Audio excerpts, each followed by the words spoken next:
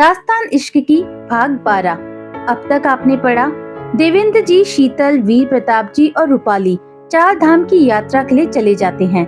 आदित्य और राधिका के बीच की दूरियां खत्म हो जाती है। अब आगे मौसम की पहली बारिश आदित्य और राधिका के बीच की दूरियां मिटा देती है। एक तरफ जहाँ मोहब्बत ने रंग बिखेरा तो दूसरी तरफ इस मोहब्बत का रंग जो राघव पर तो कब का चढ़ चुका था, लेकिन कावेरी इस रंग से अभी अनजान थी। एक तरफ प्यार परवान चढ़ रहा था तो दूसरी तरफ कोई अपने प्यार को पाने के लिए मेहनत कर रहा था। राघव कावेरी को लेकर कमरे में जाता है और उसे बेड पर लिटा देता है। कावेरी राघव की तरफ देख रही थी। क्या हुआ?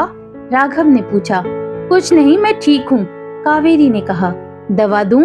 नहीं, कहकर कावेरी सीधे बैठने की कोशिश करने लगी। राघव ने सिर हिलाया और मन में बोला, बहुत जिद्दी हो आप। वो उसको बैठने में हेल्प करने लगा।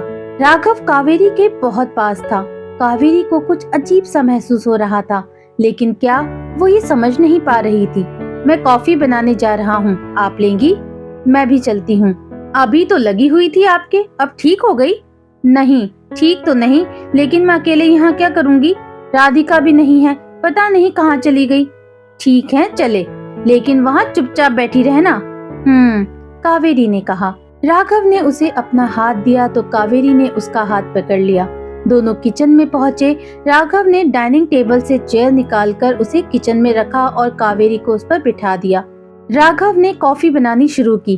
कावेरी उसे कॉफी बनाते हुए देख रही थी।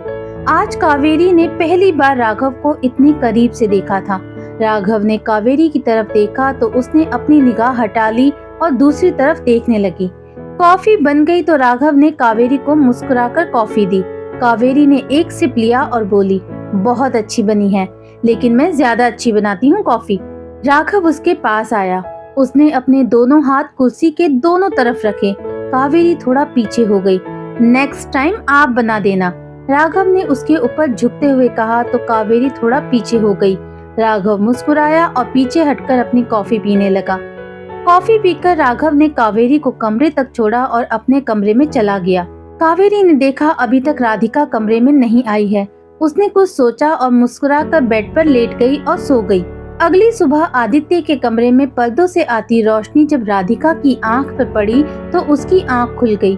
उसने देखा आदित्य उसके बगल में सो रहा है और उसका एक हाथ राधिका की कमर पर है।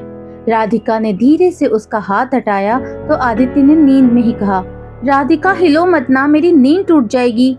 कुंवर, सुबह हो गई है। रोज होती है, अब आप हिलो मत, आदित्य ने कहा। राधिका 2 मिनट वैसी ही लेटी रही। आदित्य फिर गहरी नींद में सो गया। राधिका ने धीरे उसका हाथ हटाया और तकिया उसके बगल में रखकर उठ गई। उसने अपने को ठीक किया और कमरे से जाते वक्त पलटकर आदित्य को देखा। वो अभी भी सो रहा था। राधिका मुस्कुराई और कमरे से बाहर आ गई। वो अपने कमरे में गई तो देखा कावेरी भी सो रही थी। उसने अपने कपड़े अलमारी से निकाले और वॉशरूम में चली गई। वो फ्रेश होकर आई और शीशे के सामने खड़ी होकर तैयार होने लगी। कावेरी भी उठ गई थी, लेकिन राधिका ने उसकी तरफ देखा नहीं। राधिका तैयार होते होते हल्के से मुस्कुरा रही थी। कावेरी ने उसे देखा और बोली, क्या बात है कि मुस्कुराहट शीशे में बार बार किसे देख कर आ रही है? तुम उठ गई? हाँ जी, और आप रात भर कहाँ थी? कहते हुए कावेरी ने राधिका की कमर को पीछे से पकड़ा और शीशे में से उसे देखने लगी। राधिका ने अपनी पलकें नीचे की तो कावेरी उसके सामने आकर गाने लगी। पिया मिलन को गई, सपनों में खो गई, आग लगी सारी दुनिया को, मैं उनकी हो गई। राधिका ने उसे अपने से अलग किया और कमरे से बाहर आने लगी तो कावेरी ने कहा, अब तुम्हें कुंवर जी के रूम में शिफ्ट हो जाना चाहिए। राधिका पीछे मुड़ी और मुस्कुराकर कमरे से बाहर निकल गई। थोड़ी देर में आदित्य उठा तो उसने देखा कमरे में राधिका नहीं थी और वो तकिए को पकड़कर सो रहा था। वो मुस्कुराकर उठा और फ्रेश होकर रेडी होने लगा। कावेरी राघव दोनों ही रेडी होकर आ गए थे। कावेरी किचन में राधिका के साथ नाश्ते की तैयारी कर रही थी। जब सब रेडी हो गया तो राधिका ने नौकरों से कहा, जब कुंवर आ जाएं तब नाश्ता बाहर ले आना। राधिका और कावेरी डाइनिंग टेबल पर आ गए। टेबल पर राघव अपने लैपटॉप पर कुछ मेल्स देख रहा था। आप आ गए Raghav ji? Good morning. Good morning भाभी। उसने कावेरी की तरफ देखा और बोला, गुड मॉर्निंग, अब आप ठीक हैं? कावेरी ने चेयर पर बैठते हुए कहा, हाँ अब ठीक हूँ। राधिका ने पूछा, क्या हुआ तुम्हें? कावेरी ने अपनी प्लेट को सीधा करते हुए कहा, कल हम इनसे टकराकर गिर गए थे तो इसलिए ये पूछ रहे हैं। अरे नहीं भाभी, ये गिरी नहीं थी, इनको मैंने गिरने से बचाया। कब बचाया आपने? पता है राधिका, इन्होंने बचाया और फिर हमें छोड़ दिया। इतनी जोर से गिरे हम। अरे वो तो बिजली चमकने की आवाज से मैं डर गया और मुझे गिरा दिया। कावेरी ने बात को पूरा किया। फिर क्या हुआ? राधिका ने पूछा। फिर क्या? फिर इन्होंने अपनी गोदी में हमें उठाया और कमरे तक छोड़ा। कॉफी भी बनाई, ये नहीं बताएंगी आप? कावेरी ने कहा, हाँ तो तुम नहीं थी और घर में कोई दिख नहीं रहा था। मैंने सोचा ये बेचारे अकेले कॉफी बनाएंगे, इसलिए मैं इनका साथ देने चली गई। राघव ने कहा, जिद की थी आपने।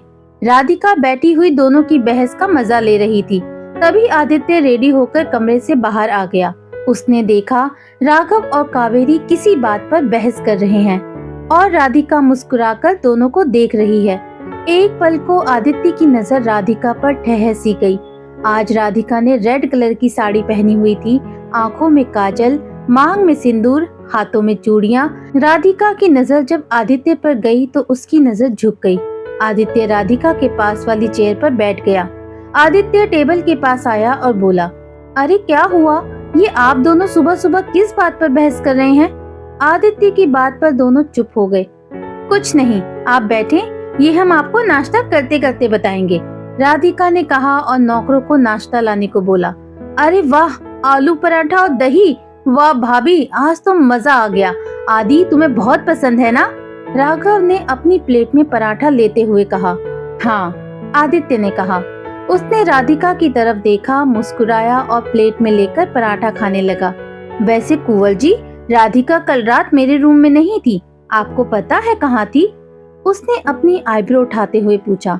आदित्य पराठा खाते खाते रुक गया और बोला, वैसे कल रात हमने सुना कोई किसी को गोदी में उठाकर रूम तक ले गया था। क्यों साली साहिबा जी?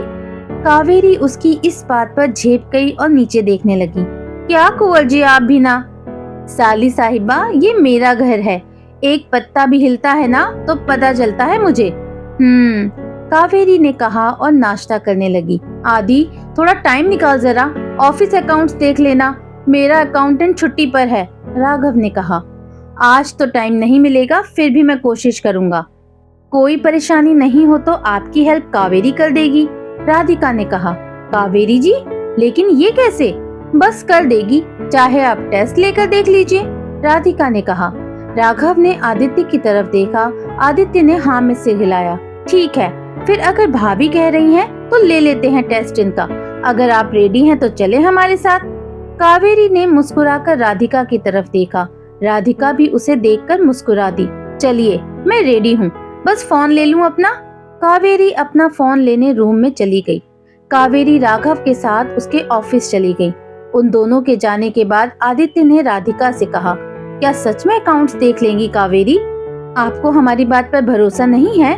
ऐसा नहीं है, क्योंकि अकाउंट्स देखना, आप फिक्र न करें, मास्टरी है कावेरी के अकाउंट्स में।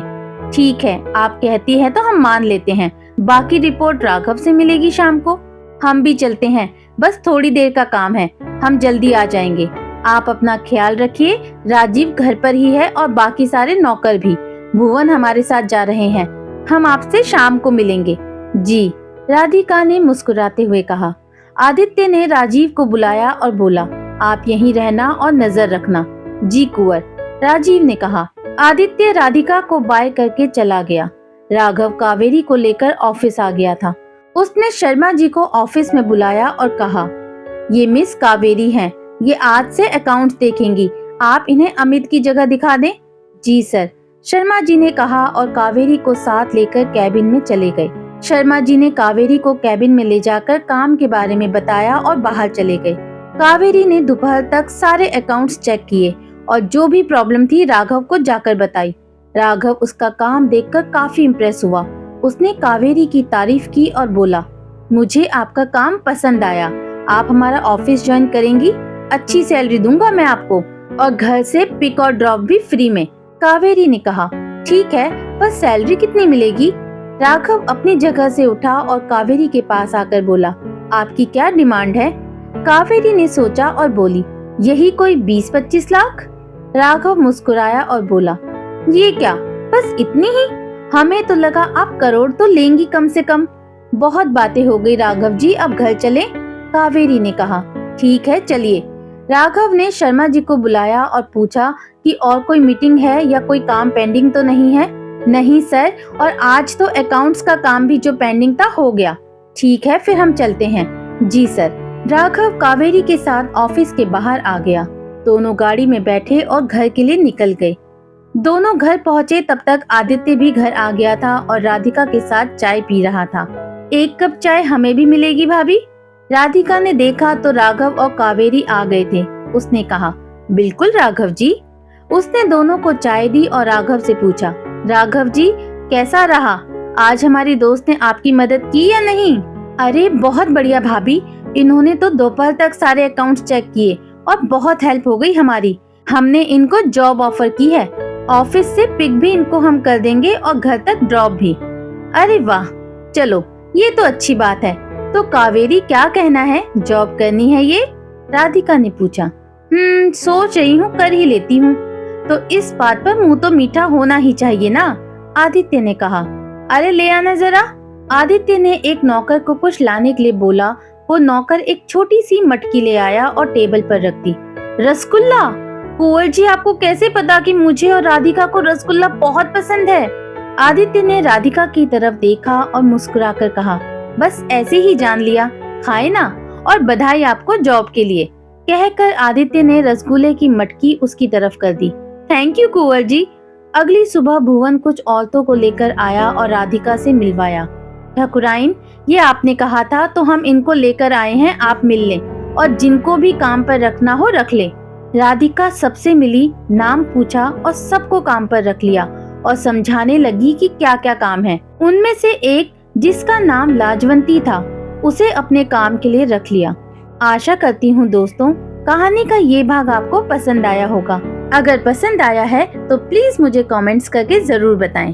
आपको ये कहानी अगर पसंद आ रही है तो मेरे चैनल को लाइक, शेयर एंड सब्सक्राइब जरूर करें। बहुत जल्द मिलती हूँ आपसे इस कहानी के अगले भाग में। तब तक के लिए बाय बाय।